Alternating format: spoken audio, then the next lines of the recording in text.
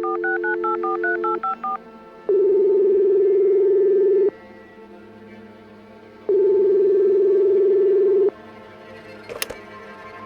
was a cool summer night, deep into the week, when I pulled into my mother's gravel driveway. She'd always told me I was more than welcome to visit, since I was passing through on a work trip. I figured maybe it was finally time. She had recently divorced my stepdad and bought an old farmhouse for a fresh start. I was happy for her. She sounded like the mom I used to know. We'd had a rocky relationship for the longest time, but things were starting to go well between us, and I felt like I was ready for the visit. I remember parking behind her old Ford truck. She was already waiting on the porch. I hadn't seen her in so long, only chatting on the phone here and there. She was beautiful with her long gray hair. I was happy to see that she had gone the more natural route in the winter of her life. She looked happy to see me, and I was ready to finally bridge our differences. I was greeted with a warm hug as her calico cat rubbed up against my ankles. I felt like I could call this place home, with the smell of homemade chili simmering on the stove.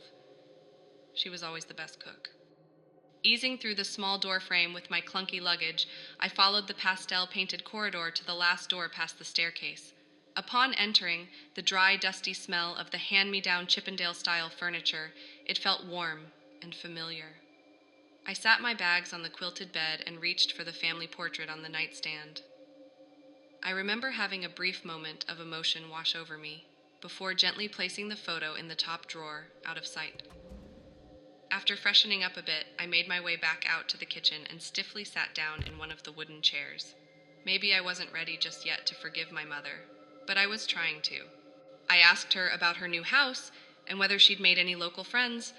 She had told me that she's on speaking terms with the mailman, to which I told her that she needed to get out more, go to the farmer's market, or join one of the local quilting clubs or something. She couldn't just stay cooped up by herself all the time. It was awkward at first, trying to talk to someone you're supposed to love, when there's an elephant in the room, but she really did seem better. I moved out here to really focus on my writing, and I've finally broken through my writer's block. She had said so matter of fact. I wanted to feel good about my mother and believe in her, and her grand escape from the rat race. Did you know? The previous owner, Mrs. Hackett, she was a writer too. I think mainly the local paper. My mother went on as she started to hand wash the dishes. I felt compelled to hand dry the dishes like I used to.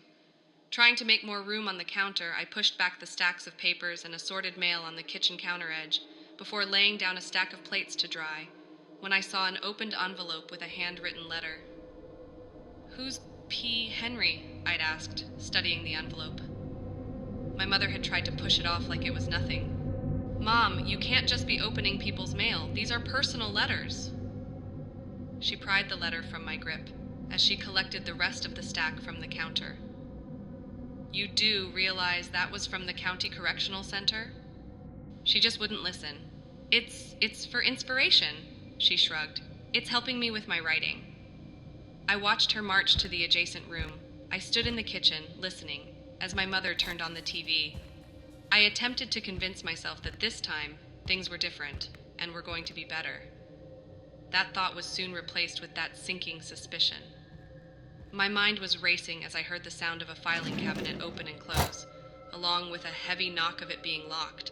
What was she hiding? Later that night, I just laid in bed, watching the steady swoop of the ceiling fan, absorbed in my thoughts, as I desperately tried to fall asleep. The clock on the nightstand read 3:52 a.m., and I had accepted that I wasn't going to get any rest until I investigated that mysteriously locked filing cabinet. Was she back to scamming? Stealing identities again? That was the line in the sand for me, and with my mother's past, I couldn't let this go. Listening for any movement upstairs, I crept down the corridor, careful to avoid the squeaking floorboard near the entrance of the living room. I managed to maneuver the dark room and clicked on the desk lamp. Finding the cabinet drawers, the bottom ones easily opened, but the top remained shut. Where could she have put the key? I skimmed through the junk on the nearby desk when I heard the entryway floorboard. I couldn't sleep, so I thought I could read your...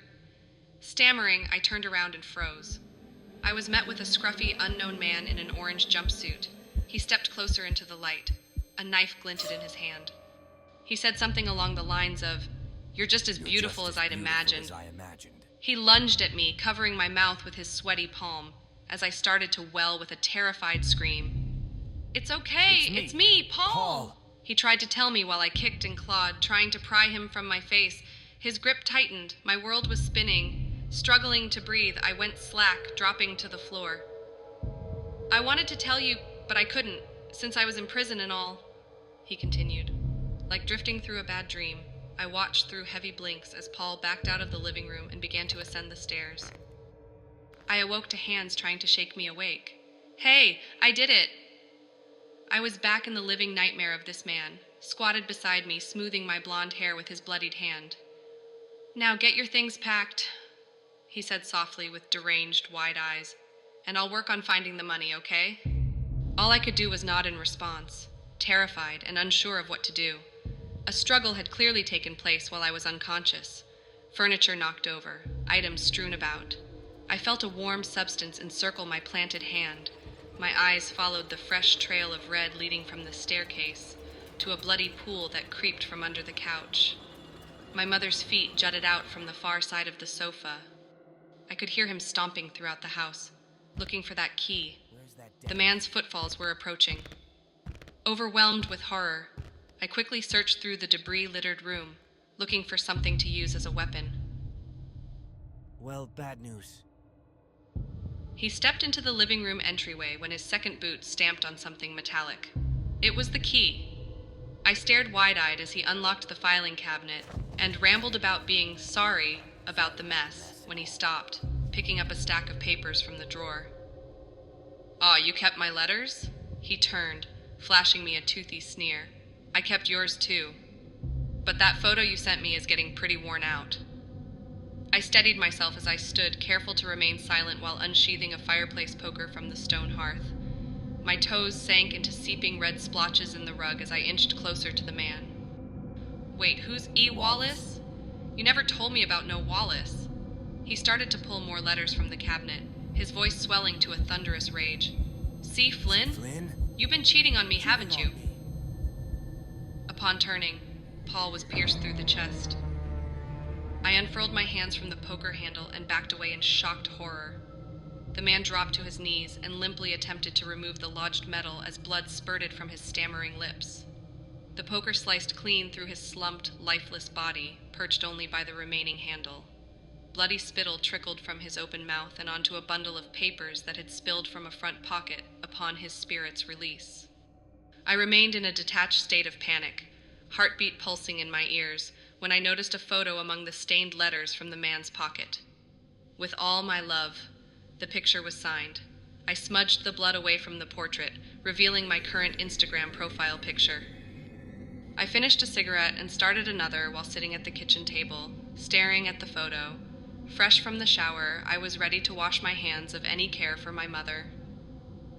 "With all my love," I thought, while lighting the picture and throwing it into the kerosene-covered living room.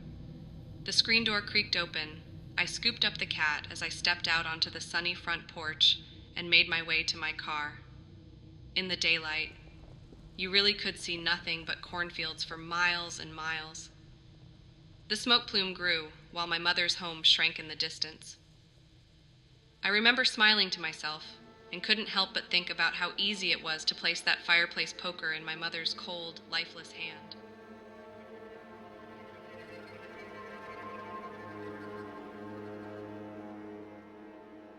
August always reminds me of our small-town fair growing up, and especially that last year that it was open, before it closed down. I was a young teen at the time, and with not much to do in our rural area, all of us kids always looked forward to spending that week at the fair. The month leading up, we'd get excited seeing the large trailers of Carnival rides rolling through our one traffic light town on their way to the fairgrounds. They'd be setting up our favorites like the long slides, spinning teacups, tilt-a-whirl, the clown-themed funhouse, and my personal favorite, the UFO-shaped cyclone.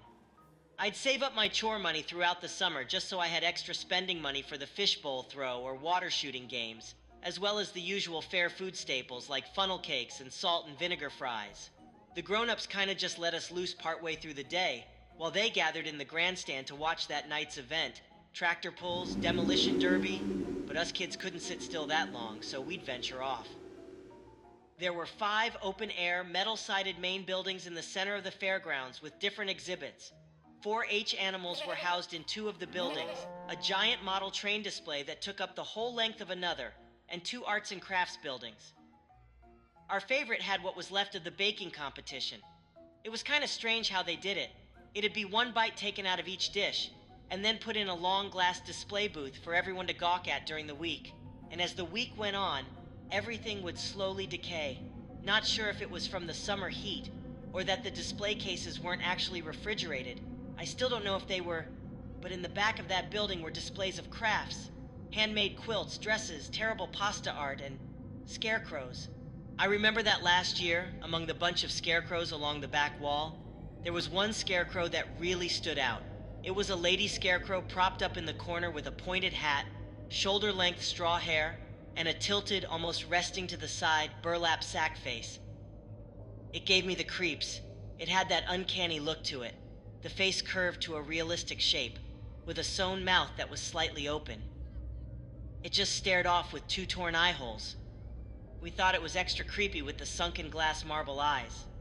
A day or so passed, and it was extra hot that day.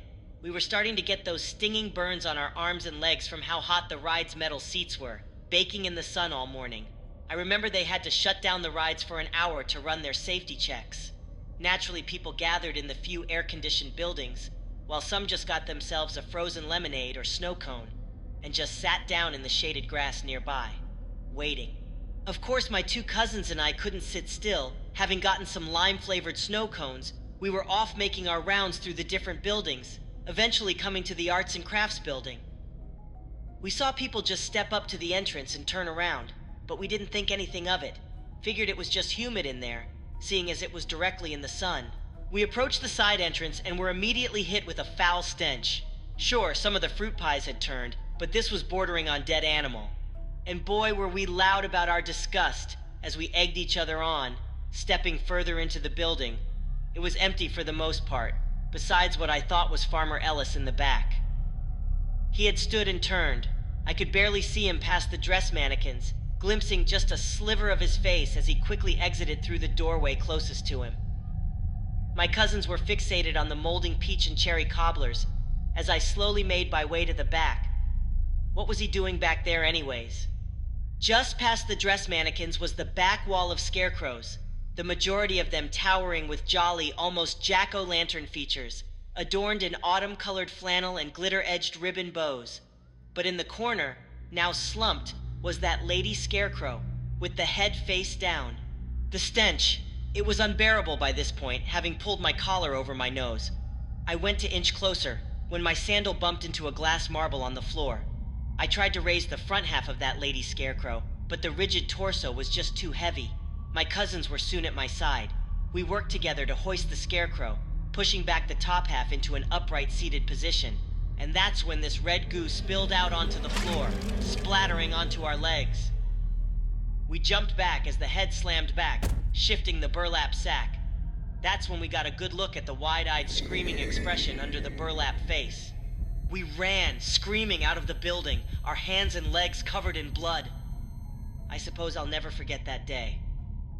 I still have nightmares from time to time, bumping into that marble. But this time when I pick it up, it's that lady's eyeball instead. As I got older, we eventually found out about the land dispute between Farmer Ellis and Mrs. Mullins. She'd recently inherited the land that he farmed on, and didn't take too kindly to her coming in and changing everything. So he took matters into his own hands. It's unfortunate all the good times I had there growing up, but it's always overshadowed by the memory of that lady scarecrow, propped in the corner, with those glass marble eyes.